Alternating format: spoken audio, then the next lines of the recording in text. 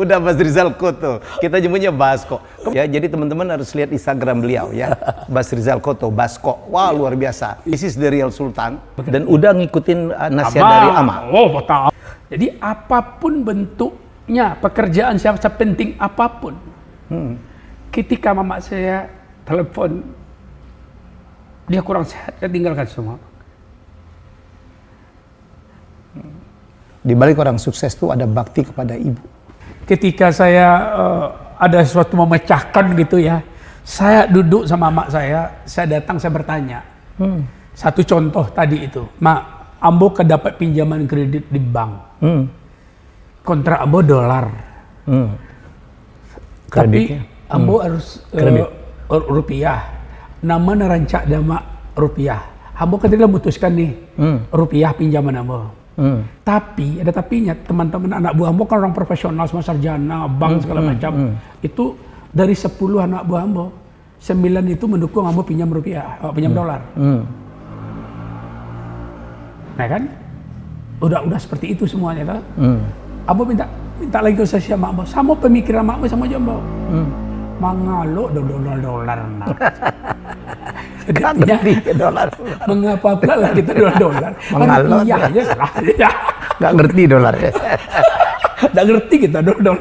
Dan itu yang menyelamatkan. Nah, itu. Waduh bang, di situ bang, bisa bayangin bang. Ya. Kalau kita pingin sukses, memang harus tekad yang kuat gitu loh. Ya. Harus berani mencoba gitu loh.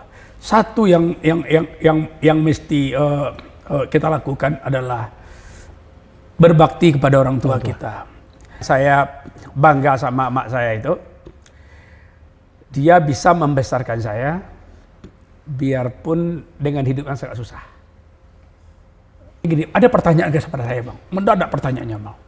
Pak Bas Rizal katanya. Saya mau bertanya. Saya ada catatan Pak Bas katanya. Kebetulan katanya. Saya orang Pariaman. Dan ada dari kampung kami. Dia ketika melamar kerja di perusahaan Pak Bas. Dia tidak lulus. Ditolak lamarannya. Sedangkan dia butuh pekerjaan. Habis itu jalan akal dia pergi ke rumah Pak Bas. Ke rumah mak saya. Setelah itu dia langsung diterima di perusahaan Pak Bas. Dia sampai bekerja 15 tahun di tempat Pak Bas. Bagaimana perusahaan Pak Bas? Bagaimana itu Pak Bas? Kami ingin tanya jawaban Pak Bas. Saya jawab sama sederhana sama saya. Jangankan mama saya memasukkan orang bekerja di perusahaan saya, batu saja mak saya, apapun pekerjaan saya pulang. Saya datangi mak saya. Kecil bagi saya tuh.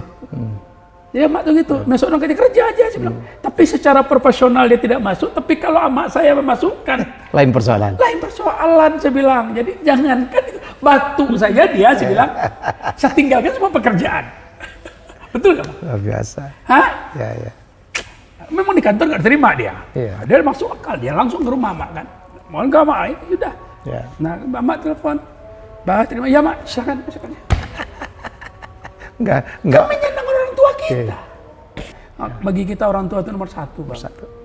Nah, tapi yang saya bersyukur tuh bang, orang tua saya dua-duanya menikmati apa yang saya hasilkan. Dan saya mengantarkan amak saya ke Mekah. Di Mekah sakit. Dan pesawat kita yang lain belum harus berangkat. Saya harus berangkat 3 hari sebelumnya. Itu saya ambil bisnis, charter pesawat, pulang ke Jakarta. Masuk rumah sakit Pondok Indah langsung. Nah, ada sama saya yang itu bang. Nggak ada cerita. Nggak ada duanya bang. Terima kasih.